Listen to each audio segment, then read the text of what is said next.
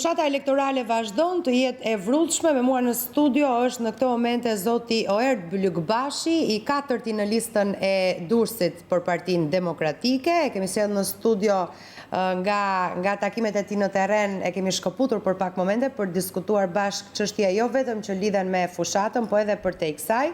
Faleminderit që erdhët në studion e lajmeve, zoti Bylykbashi. Unë do doja ta nisja në fakt nga lajmi që prodhoi kolegji zgjedhor, i cili vendosi që në fletët e votimit subjektet politike të mos jenë me emra, por me numra. Thënë kjo tani në fushat po loboni për numrin konkretisht? Ju penalizon në një farë forme kjo apo jo? Komisioneri i Komisionit Qendror të Zgjedhjeve mori një vendim në përputhje me Kushtetutën dhe ligjin, që ishte respekt i plot i asaj që kërkon Kushtetuta, po më shumë se aq, interesi publik, interesi i zgjedhësve. Zgjedhësve u dha e drejta që të përzgjedhin jo vetëm partitë politike, apo koalicionet, por edhe kandidatin që ata duan ta shohin ti përfaqësoj ata në parlament. Praktikisht votohet duke personalizuar ekipin që do kenë partitë politike në parlament. Në rastin konkret, sa na takon ekipin opozitës dhe ekipin do të heq Lulzim Basha drejt fitores dhe më pas drejt qeverisë, për sa na takon. Kjo e drejt që u dha me kushtetut, praktikisht ju hoq nga Edi Rama nëpërmjet Kasit dhe Kolegjit Zgjedhor. E kishin deklaruar që pavarësisht këtij vendimi të Komisionit Shtetëror, ata do ta zgjidhin ose në Kas ose në Kolegj Zgjedhor, sepse aty kanë kontrollin e tyre, dhe në fund fare, pra dhe kolegji i cili doli si një kompromis në këtë formë, dihesh qartë, nuk është se ka ndonjë shpresë se kolegji do të bënte në drejtësi në këtë aspekt, mori vendim ashtu siç i interesonte Edi Ramës. Vendim politik? Praktikisht, ne të marrim faktin.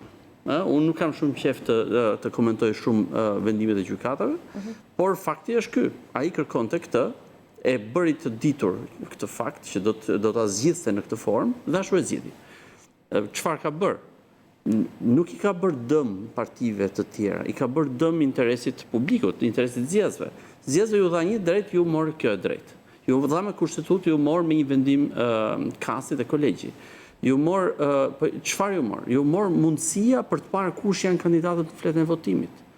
Ju hoq mundësia që të përjashtojnë nga pushteti për jashtëm i zgjedhur ata të cilët janë të korruptuar apo kriminal, sepse nuk do ta shohë.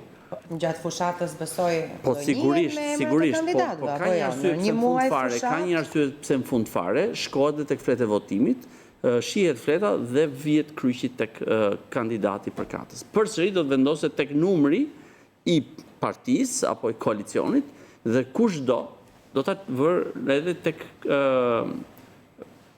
kandidati përkatës. Po një gjë është emri një kandidati me reputacion, me integritet, me qytetari, me një ofertë publike në kuadër të një skuadre që premton ndryshim, dhe një gjë tjetër që jo vetëm prodhon stagnacion si emër, por mund të jetë mamuth i korrupsionit, mund të jetë person i cili tashmë të gjithë kanë në diskutimet e tyre të përditshme e dinë që është shembull i korrupsionit, apo shembull i lidhjes me krimin.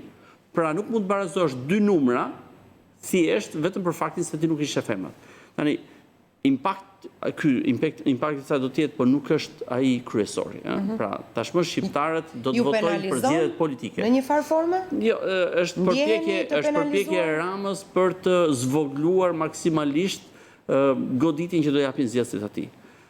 Por nëse zgjedhësit nuk do të jenë në gjendje të identifikojnë dot emrin e kandidatit, do të kenë vështirë këtë, në fund fare, gjithsesi aty është Partia Demokratike, Aleanca për Ndryshim e shkruar e zezë mbi të bardhë, me një logo fare të qartë, e cila përfaqëson atë që Lulzim Basha propozoi, një program që çon drejt ndryshimit. Krijojnë kakofoni për zgjedhësit apo jo? Nëse kemi zgjedhur lista të hapura, duhet pranojmë që listat e hapura kanë këtë vështirësi për zgjedhësin. Ja, ka pas vështirësi Suedia, Belgjika dhe vendet e tjera. Do kemi dhe ne. Me çfarë kosto është pikpyetja? Sigurisht që një nga pasojat mund të jetë kjo, që zgjedhës të caktuar mund ta kenë vështirë dhe votet tyre shkon bëhet e pavlefshme. Pra këtu duhet kuptojmë këtë tjetër. Pse Edi Rama shkon drejt konfuzionimit të zgjedhësve, do të uli sa më shumë pjesëmarrjen. Vaksina për këtë është pjesëmarrja më e madhe. Ftesa për shqiptarët është tashmë shumë e kanë krijuar bindjen, do t'i krijojnë në këto 3 javë vazhdim, dalin dhe votojnë. Votojnë për ndryshimin dhe të rinjt votojnë për inovacionin. Nuk mundet që të rinjt vazhdojnë të rinë në këtë lloj kolapsi shpresash, dhe thonë e vetmja rrugë është ikim.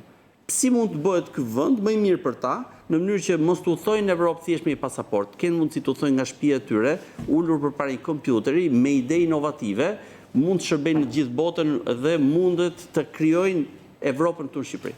Besoj këtë e keni ndeshur edhe në takimet që keni patur gjatë fushatës tuaj elektorale. Në mënyrë konstante, ne ndeshim nevojën për ndryshim tek njerëzit në fushat, dhe po ashtu siç ndeshim tek të rinjt kam ndeshur dëshirën që ndryshimi të jetë në përputhje me gjeneratën e tyre, një Shqipëri e një epoke tjetër.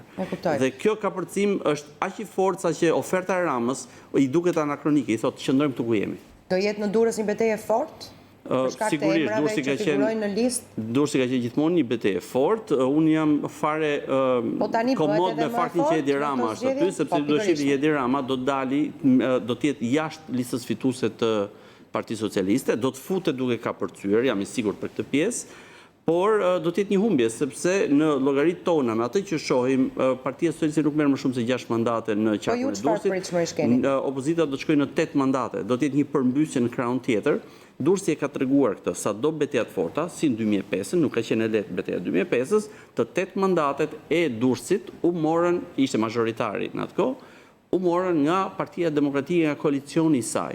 Kështu që në 2017-ën? Në 2017 është dosja 339. Pra kush u çudit për dosjen 339, ne kishim parë me sy prezencën e bandave dhe organizatave kriminale, janë aty, janë të angazhuara. Edi Rama ka ardhur për t'i dhënë atë koperturën e madhe, por nuk ka dursak që nuk e di. Si do ta mbroni votën? Tani ka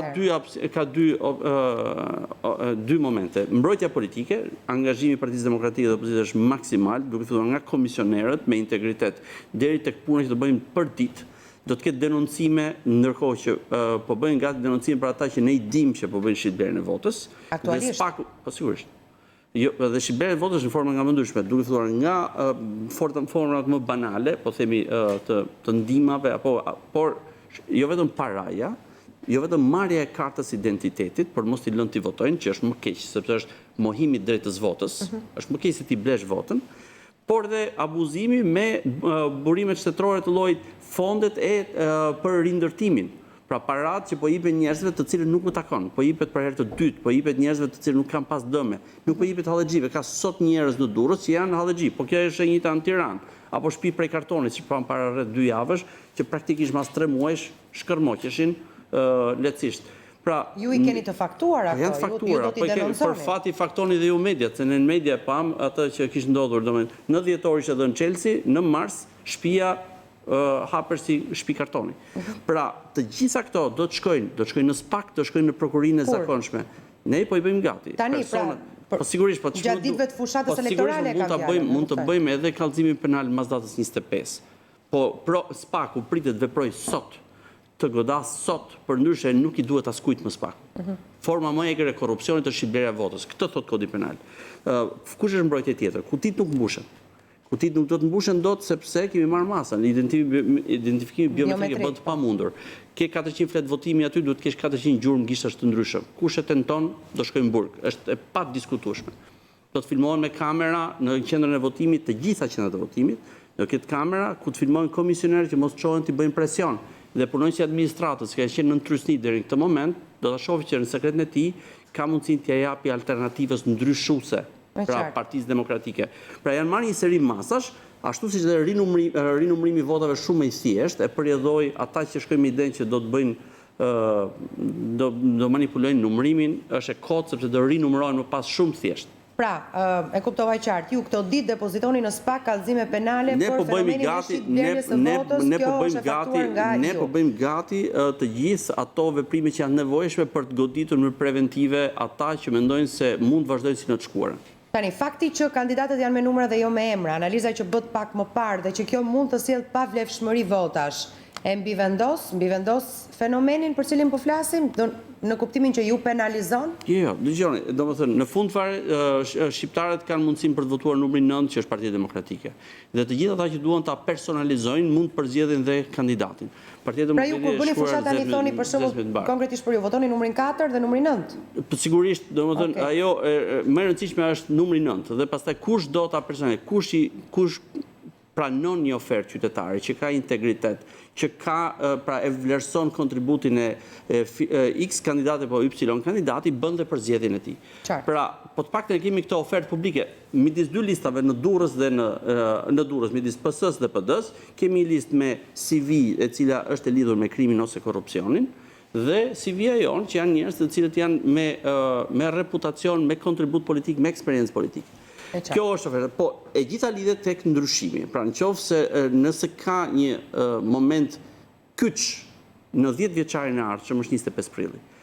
Nëse Shqipëria qëndron në të njëjtin lloj stagnacioni siç e ka lënë Rama në 8 vjet, përfshirë Bashkimin Evropian, pra mos integrimi në Bashkimin Evropian na ka bërë jo të humbim thjesht fonde, të humbim trena të një pasnjëshëm shancesh për të bërë qytetar më normal, për të jetuar në një Shqipëri më normale.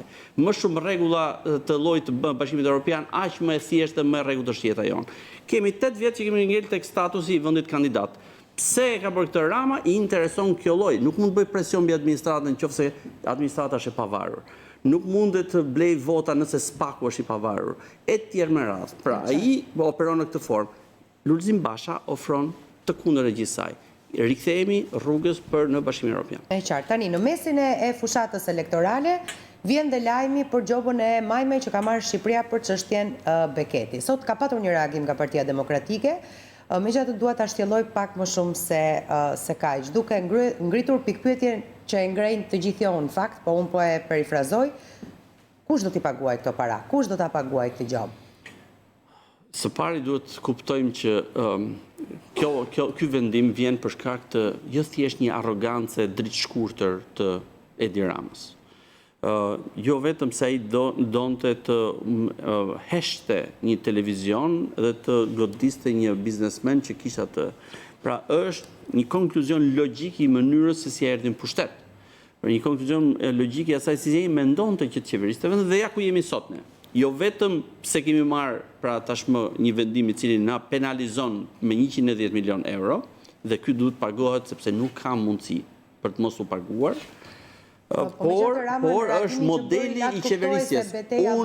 Unë i bëj grop nuk ka. Pra nuk duket të jetë një çështje e mbyllur. Nuk ka më shpresë. Ai përpiqet të hedhë hi syet shqiptarëve sepse vendimi për 110 milion euro është një bombë elektorale. Është i formës së prerë apo? Është bombë elektorale në një kryeministër i zakonshëm ku do në një vend tjetër, praktikisht sot kishte mbyll procesin e fushatës sepse kishte humbur zgjedhjet. Janë para që janë në kurrizin e shqiptarëve. Patjetër pse ai e konsideron të parakoshëm si vendim? Po nuk është i parakoshëm. Është mbyllur. Kjo është mbyllur kjo histori. Do ta vazhdojmë betejën, po ajo që ka dalë si transkript ku është të lidhur vendimi jo thjesht me një paligjshmëri, po me faktin që është kërkuar pazar me konkurentin nga zyrtarët më të lartë për ta detyruar që të tërhiqet, pra të bjerë nën suazën e konkurentit në të njëjtën fushë, praktikisht ata kanë parë që këtu penetrimi i politikës në këtë lloj në shkeljen e të drejtave është i tillë që duhesh patjetër të shkonte në një vendimarrje të këtij lloji. Po kush e paguan? Rama shkon me idenë që do ta paguajnë shqiptarët. 110 milion euro t'ia lëm shqiptarëve në brezat që vijnë le të paguajnë. Ajo që i ofrojmë në shqiptarëve është tjetër gjë. Ndërkohë që duhet zbatohet ky detyrim, këto para do t'i merren atyre që prodhuan dëmin. Dhe për sa është e nevojshme, legjislacioni do të modifikohet që parat për dëmin e shkaktuar ti pagojnë përgjegjësit. Ti konfiskohen pasurit edhe pasurit do të konfiskohen. Sepse nuk e kanë për borxh shqiptarët që të pagojnë dëmin prej qindra miliona eurosh që po shkakton Edi Rama. Jo vetëm në rastin Beketi, por dhe me këto koncesione që i nëse ju vini në pushtet, do të ndryshoni ligjin në mënyrë që t'i paguajnë këto para kush me emrat përveçëm. Ai që bën dëm, fillon nga Edi Rama dhe shkon poshtë. Ata që kanë shkaktuar dëm Dhe sot të gjithë shqiptarët i tregojmë me gisht për pasuritë që kanë. E para, barra e provës, është një koncept që ka dhe Këshilli i Evropës. Barra e provës në çështje e korrupsionit kalon tek personat e korruptuar.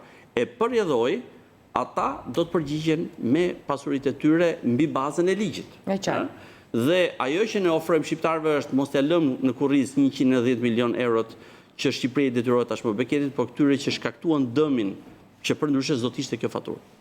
Ju kuptova. Faleminderit shumë që ishte me mua në studio, punë të mbar në vim. Faleminderit. Ishte zoti Oert Bylykbashi, ndërkohë